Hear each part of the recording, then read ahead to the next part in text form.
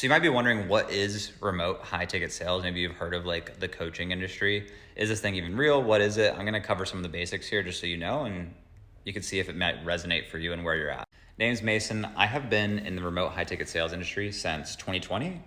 I've sold over $7 million of courses online, one-on-one, on Zoom calls, closing people in 60 minutes or less who just met me. It's been a wild, wild ride.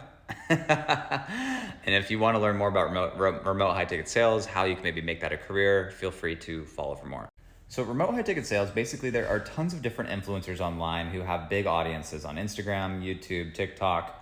They have an email list, and they have courses that range anywhere from 2K to 20K to 30K, 40K, 50K. Like the range is pretty huge, honestly. And they don't have enough time to manage all of their leads. So they hire two types of people, setters and closers. Setters are the ones who go out there and hunt the leads, qualify the leads, and then book them onto the calendar for a consultation.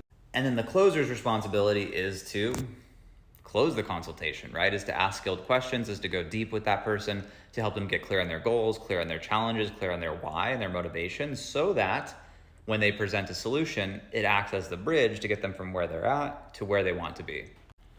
Now, a lot of you probably have some negative connotations or associations with sales. Don't get me wrong, it can be quite pushy and some people are pretty aggressive. But the highest level closers and the highest level sales reps I know who make the most money only ask questions. They ask questions so that their prospect realizes the truth. That's it. Now, the thing is most people think you just sit there and take only inbound calls and that's your day.